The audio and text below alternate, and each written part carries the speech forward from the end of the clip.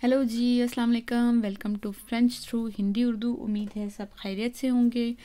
आज काफ़ी अरसे बाद मैं वीडियो बनाने जा रही हूँ। उसकी सबसे बड़ी वजह तो ये है कि मैं कुछ अपनी पर्सनल मसरूफियात की वजह से थोड़ा बिज़ी थी और मैं वीडियो नहीं बना सकी। दूसरी ये वजह है कि मैं A1 का यूट्यूब के लिए कोर्स लिख रही थी और बना रही थी, क्योंकि एक वीडियो को बनाने में काफ़ी टाइम लगता है, इसलिए मुझे कंप्लीट कोर्स बनाने में ऑलमोस्ट 1 से 2 महीने लग गए। और इस कोर्स के कंप्लीट होते साथ ही आज मैंने फ़र्स्ट लेसन तैयार किया है। उम्मीद है कि हम जो कोर्स स्टार्ट करने जा रहे हैं ये 3 महीने का कोर्स होगा। आपको इससे अच्छे तरीके से समझ आएगी और साथ ही साथ आपकी A1 की तैयारी भी हो जाएगी।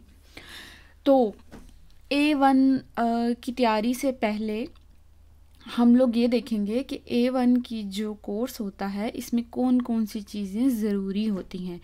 हम ग्रामर देखेंगे कि डेल्फ A1 में कौन सी ग्रामर यूज़ होती है। फिर हम देखेंगे कम्युनिकेशन कौन सी यूज़ होती है, यानी कि कौन कौन से डायलॉग्स आपको बोलने आने चाहिए।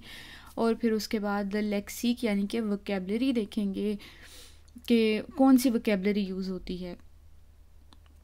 तो आज के इस लेसन में सबसे पहले हम वोकेबलरी चेक करेंगे।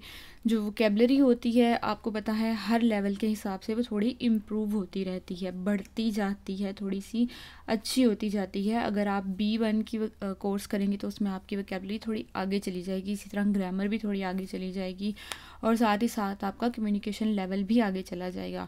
तो A1 क्योंकि बेसिक कोर्स है, बहुत ही आसान कोर्स होता है, लेकिन अगर आप इसको अच्छे तरीके से कर लें तो इसकी जो बेसिक ग्रामर होती है अगर आप वो कर लें तो वो आगे जाके आपको B1 और B2 तक हेल्प करती है। तो यहाँ पे आपने अपनी बेस बनानी होती है। तो जी आज की इस वीडियो में हम देखेंगे कि कौन सी ऐसी वोकेबलरी है, कौन सी ऐसी लेक्सिक है, लुग़त है जो कि A1 के कोर्स में इस्तेमाल होती है। तो सबसे पहले आता है अल्फ़ाबे। अल्फ़ाबे इस्तेमाल होते हैं, ये 26 हरूफ तहज्जी हैं। अल्फ़ाबे हरूफ तहज्जी को कहते हैं, यानी कि अल्फ़ाबेट जो कि इंग्लिश में भी होते हैं, ये सेम टू सेम इंग्लिश की तरह ही होते हैं, लेकिन इनकी प्रोनाउंसिएशन थोड़ी डिफरेंट होती है। इसके बारे में हम अपने जो नेक्स्ट लेसन आएगा उसमें डिटेल में पढ़ेंगे। जब हम सारे लेसन्स तैयार करना शुरू करेंगे, पढ़ना शुरू करेंगे, तो उसमें मैं आपको सारी डिटेल से इसकी प्रोनाउंसिएशन बताऊंगी और बताऊंगी कि कैसे इसको याद रखा जा सकता है, कौन सा आसान तरीका है जिससे आपको इसकी प्रोनाउंसिएशन याद करने में आसानी होगी। और जो अल्फ़ाबेट होते हैं इसमें इंग्लिश की तरह वॉयल भी होते हैं, बिल्कुल A E I O U Y, और इनको आगे से इन पे एक्सेंट एगो एक्सोगाव लगा के तो इनको इनकी प्रोनाउंसिएशन चेंज कर दी जाती है। उसके बारे में भी हम डिटेल से पढ़ेंगे और उसकी प्रोनाउंसिएशन भी एक लेसन में मैं आपको बताऊंगी। जो बिल्कुल स्टार्टिंग के स्टूडेंट्स हैं उनके लिए बहुत ही ज़्यादा हेल्पफुल होगा और ख़ास तौर पे उन स्टूडेंट्स के लिए हेल्पफुल होगा जिनके लिए प्रोनाउंसिएशन मुश्किल होती है और जो हमेशा मुझे कहते हैं कि आप प्रोनाउंसिएशन उर्दू में साथ लिख के लगाएं। वो लोग ये लेसन ज़रूर देखिएगा, ज़रूर सुनिएगा, क्योंकि उनके लिए ये बहुत ही हेल्पफुल होगा। उसके बाद आता है जी les jours de la semaine, यानी कि हफ्ते के दिनों के नाम। अब हफ्ते के दिनों के नाम बहुत ही इम्पॉर्टेंट हैं। कोई भी आप लैंग्वेज करेंगे, कोई भी आप लैंग्वेज सीख रहे हैं, उसमें आपको बेसिक जो कम्युनिकेशन होती है उसमें आपको अपनी डेली रूटीन बताने के लिए भी आज लांजी है, महदी है, सोमवार है, मंगल है, ये बताने के लिए आपको हफ्ते के दिनों के नाम आने चाहिए। ये बहुत ज़्यादा इम्पॉर्टेंट है, ये बेसिक चीज़ है। इससे आपको सेंटेंस बनाने में भी हेल्प होगी क्योंकि आपकी वोकेबलरी ऑलरेडी इम्प्रूव होगी। उसके बाद आता है जी लॉ, यानी कि टाइम। अब जो लॉ है ये बहुत ही इम्पॉर्टेंट चीज़ है, क्योंकि जिस तरह फ्रेंच इंग्लिश में 10 AM एंड 10 PM होता है, इस तरह फ्रेंच में नहीं कहा जाता। कह तो सकते हैं, लेकिन ज़्यादातर जो मेन चीज़ होती है वो होता है मीदी आ मिनवी, यानी कि यहाँ पे हम देख रहे हैं मीदी है। मीदी जो होता है टाइम दोपहर के 12 बजे को कहते हैं, और जो मिनवी होता है वो रात के 12 बजे को कहते हैं। इसी तरह सुबह को लू मैता, लू मीजी, दोपहर को कहते हैं l'après-midi, दोपहर के फ़ौरन बाद का टाइम आफ्टरनून को कहा जाता है। उसके बाद le soir यानी कि शाम। अब जो दोपहर के हमने ये देखना है कि 13 heures है, यानी कि 13 को हम 13 कहते हैं फ्रेंच में। जब हम दोपहर का 1 कहेंगे तो हम 13 heures कहेंगे, यानी कि मीडी के बाद 13 के 15 से गिनती स्टार्ट हो जाती है, 13, 14, 15 से स्टार्ट हो जाती है। जबकि रात को जब मिनवी होता है, मिनवी के बाद 1, 2, 3, यानी कि रात का टाइम सुबह के 12 बजे तक होता है, उसमें 1, 2, 3 से लेके 12, 12 तक होता है, यानी कि मीडी तक होता है। और मीडी के बाद से जो टाइम होता है वो होता है 13, 14, 15, 16 जिसका मिनवी तक। तो जी ये टाइमिंग थी, ये बहुत ही इंपॉर्टेंट है, इसका जल्दी जल्दी मैंने आपको बता दिया है। होप सो इसके स्पेशल लेसन बनाने की ज़रूरत नहीं होगी, लेकिन अगर आपको फिर भी इससे ज़्यादा समझ नहीं आ रही तो फिर आप मुझसे कमेंट में पूछ सकते हैं, मैं इस पर भी एक लेसन बना दूँगी। उसके बाद आता है les mois de l'année, les mois de l'année। alors l'année जो है एक साल को कहते हैं l'année, आने। तो साल में 12 महीने होते हैं। अब इन 12 महीनों के नाम याद करना भी उतना ही ज़रूरी है जितना कि हफ्ते के दिनों के नाम याद करना ज़रूरी थे, तो आपने ये भी याद करने हैं। इनकी भी सारी इधर डिटेल दी गई है, लेकिन अगर इस पे भी आप कहते हैं तो मैं एक छोटी सी वीडियो बना दूँगी। उसके बाद आता है les saisons, saison यानी कि सीजन्स, मौसम, मौसम गर्मी, सर्दी, बहार। तो ये जो सारे मौसम हैं इनको आपको फ्रेंच में कहना आना चाहिए। l'hiver, le printemps, l'été, इन सब के नाम आपको बताने आने चाहिए कि अब हमारा कौन सा मौसम है, कौन से मौसम में पत्ते झड़ रहे हैं। नॉर्मल कम्युनिकेशन में, इवन के रोमांटिक कम्युनिकेशन में भी आप ख़ोंतों को यूज़ कर सकते हैं बाहर के मौसम में, तो या कोई और बात कर रहा है तो आपको समझ आनी चाहिए। उसके बाद सबसे ज़्यादा इम्पॉर्टेंट जो है वो है les nombres। नोम्ब्र जो हैं ये गिनती को कहा जाता है, हिंसों को कहा जाता है। 1 से लेके 1000 तक और 10,000 तक गिनती बहुत ही इम्पॉर्टेंट है, लेकिन बेसिक जो चीज़ है वो 100 है, 1 से 100 तक की गिनती। अब ये बड़े ही मज़े की अगर लॉजिक से सीखी जाए तो बड़े ही आसान तरीके से सिखाई जाए तो आपको बहुत ही जल्दी आ जाएगी। इस पे मैं स्पेशल एक लेसन बनाऊंगी उसकी आसानी के लिए कि कैसे इसको याद रखा जाए, क्योंकि अक्सर जो है हमें समझने में मुश्किल होती है कि इसको किस तरीके से प्रोनाउंसिएशन किया जाए और किस लॉजिक के तहत इसकी प्रोनाउंसिएशन रखी गई है गिनती की। तो इस पे हम एक स्पेशल क्लास करेंगे ताकि आपको आसानी हो आता है। उसके बाद आता है ले नेशनलिटी यानी कि नेशनलिटीज़। अब जो कंट्रीज़ होते हैं फ्रेंच ज़ुबान में वो मुज़क्कर या मोनस होते हैं। ला फ्रांस, फ्रांस एक कंट्री मोनस है। ले पाकिस्तान, पाकिस्तान जो कंट्री है वो एक मुज़क्कर है।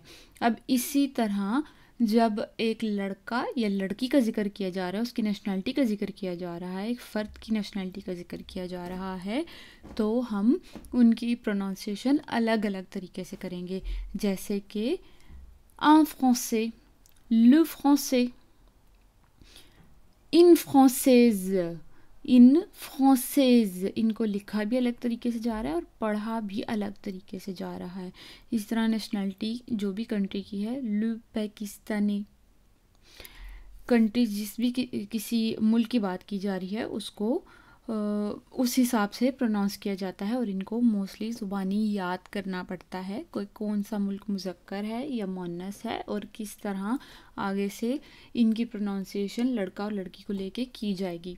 ये थोड़ा टफ़ काम है, लेकिन वक्त के साथ साथ आप जब पढ़ते जाते हैं तो आपको इसकी आदत हो जाती है। उसके बाद आता है ले प्रोफेशन।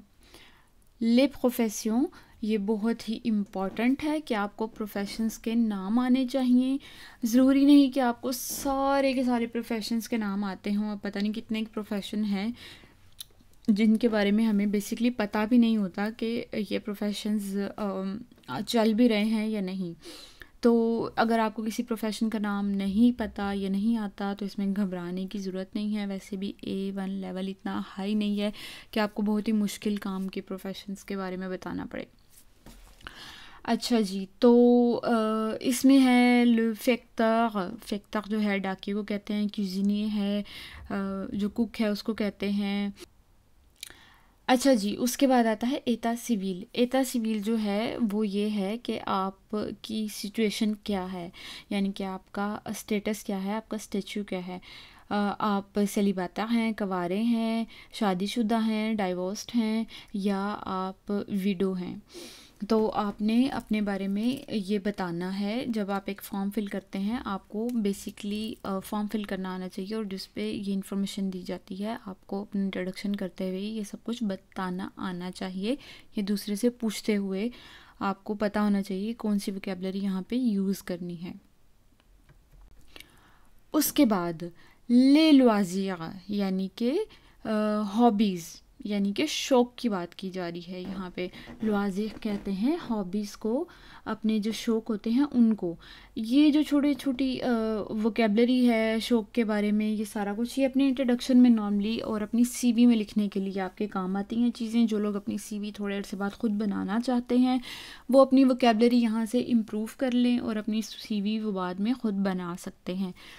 तो आप क्रिकेट खेलते हैं, फुटबॉल खेलते हैं और आपको घोड़सवारी का शौक़ है या इस तरह का बुक्स रीडिंग का शौक़ है या टीवी देखने का शौक़ है, सैर व तफरीह का शौक़ है, म्यूज़िक का शौक़ है, कोई भी ऐसी बात आप करना चाह रहे हैं तो वो आपको बतानी आनी चाहिए, यानी कि आपको अपनी हॉबीज़ के बारे में बताना आना चाहिए। इवन कि आप अगर न्यू फ्रेंड्स भी बनाते हैं, फ्रेंड्स बनाते हैं या वो फ्रेंड्स बनाते हैं जो कि फ्रांकोफोन है, जिनको फ्रेंच आती है, तो उनको आपको ये वोकैबुलरी बताने में, अपने बारे में इंफॉर्मेशन देने में ज़्यादा आसानी होगी अगर आपको इस वोकैबुलरी का पता होगा तो। उसके बाद वाला फैमी के बारे में बात करेंगे, यानी कि फैमिली के बारे में बात करेंगे। हम लोगों के लिए फैमिलीज़ बहुत इम्पॉर्टेंट होती हैं, इसलिए हम हमेशा उनका ज़िक्र करते रहते हैं। फॉर्म फिल करते हुए भी आपके पेरेंट्स और फादर और मदर का नाम पूछा जाता है। ग्रैंड पेरेंट्स का नाम अक्सर कम पूछा जाता है, लेकिन फिर भी अगर आप को पता हो कि कौन से रिश्ते को क्या कहा जाता है तो ये बेटर होगा। ख़ास तौर पे जब आप अपने बच्चों को यहाँ पे पढ़ाएंगे तब आपको सारे रिश्तों के नाम आने चाहिए ताकि आप उनको आसानी से समझा सकें कि पाकिस्तान में या इंडिया में कौन कौन से लोग हैं जिनको क्या क्या कह सकते हैं, उनके रिश्तों के नाम क्या हैं। तो आपने रिश्तों के नाम याद करने हैं। ले ग्रैंड-पेर दादा या नाना को कहते हैं, ला ग्रैंड-मेर दादी या नानी को कहते हैं। अब इस पे भी हम एक क्लास करेंगे, लेसन करेंगे कि ले ग्रैंड-पेर दादा और नाना को उनका एक ही नाम क्यों होता है। तो इसमें थोड़ा बहुत चेंज होता है, उसमें याद करना पड़ेगा आपको ज़ुबानी, तो ये भी इसके लिए हम एक स्पेशल क्लास करेंगे इफ़ यू वांट। इसके बाद आता है जी ले कूलर। ले कूलर जो हैं रूज, ऑरेंज, ब्लू, ग्री, ब्लू, वियोलेट, जॉन, वेर, मारोन, रोज़, नोir। वाला रेड है, ऑरेंज है, कलर्स के जो नाम होते हैं ये आपको बताने आने चाहिए। और नॉर्मली यूट्यूब पे काफ़ी सारी वीडियोस होती हैं जो कलर्स के नाम बच्चों को सिखाती हैं, कार्टून्स होते हैं जो हेल्पफुल होते हैं, वहाँ से भी आप सीख सकते हैं। नहीं तो ऐसी काफ़ी बुक्स होती हैं जिसमें कलर सामने दिए होते हैं और नीचे लिखा होता है। अब आप अगर अल्फ़ाबेट की क्लास प्रॉपरली ले लेंगे तो इनकी प्रोनाउंसिएशन में भी आपको मुश्किल नहीं होगी जी। तो उसके बाद आता है लेज़ एडजेक्टिव सैम्पल। एडजेक्टिव क्या होते हैं? इसमें सिफ्त को एडजेक्टिव कहा जाता है, यानी कि किसी की चीज़ की खसूसियत को बयान किया जाए। एडजेक्टिव पे मैंने स्पेशल एक क्लास ली हुई है, एक लेसन लिया हुआ है। अगर नहीं मिल रहा तो या नहीं आपको मिला तो आप मुझे कमेंट में बता सकते हैं, हम इसके लिए स्पेशल एक क्लास ले लेंगे। लेकिन A1 के लेवल के लिए बहुत ज़्यादा हाई लेवल की वोकैबुलरी नहीं चाहिए होती है एडजेक्टिव की। लेकिन यहाँ पे ज एन नॉम्ब्र का जिक्र किया गया है, यानी कि पीची का मतलब होता है छोटा, पितीत छोटी, ग्रों बड़ा, ग्रोंद बड़ी।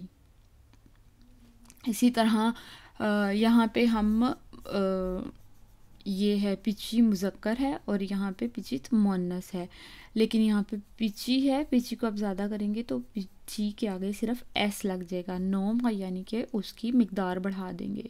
इसी तरह ग्रों, ग्रों सिर्फ एस लगेगा, प्रोनाउंसिएशन में फ़र्क नहीं आएगा जब आप उसकी तादाद बढ़ाएंगे। फ़ॉख, फ़ॉख, जबकि आप इसको अगर फेमिना को पढ़ेंगे फ़ॉख, फ़ॉख्त। फ़ॉख्त लड़की के लिए इस्तेमाल होता है, ग्रोन लड़की के लिए इस्तेमाल होता है, पिचित लड़की के लिए इस्तेमाल होता है। इस तरह फ्रांसे लड़के के लिए, फ्रांसेज लड़की के लिए। इसको याद करना इतना मुश्किल नहीं है, ये बेसिक वोकैबुलरी है, याद हो जाती है और ये भी बहुत ही ज़्यादा हेल्पफुल है।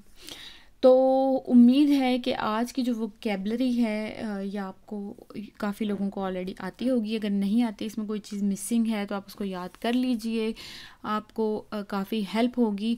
क्योंकि हम सारे लेसन्स कंप्लीट करने के बाद हम बुक स्टार्ट करेंगे A1 की, और उसके अंदर से लेसन्स हुआ करेंगे जो हम पढ़ा करेंगे, उसमें से आपको काम भी मिला करेगा। अगर आप कंप्लीट सारा A1 का कोर्स फॉलो करेंगे तो आपको ये वोकैबुलरी बहुत ही हेल्प करेगी। नेक्स्ट वीडियो में हम लोग देखेंगे कि कौन कौन सी जो ग्रामर है वो यूज़ की जाती है, या फिर हम देखेंगे कि कौन सी ऐसी कम्युनिकेशन है, कौन से ऐसे डायलॉग्स हैं जो कि बोले जाते हैं A1 के लेवल में, उसके बारे में एग्ज़ाम में पूछा जाता है, उस कम्युनिकेशन के बारे में हम बात करेंगे। तो आज के लिए इतना ही, अपनी दुआ में याद रखिएगा। खुदा हाफिज़, बाय बाय, औ रेवुआर।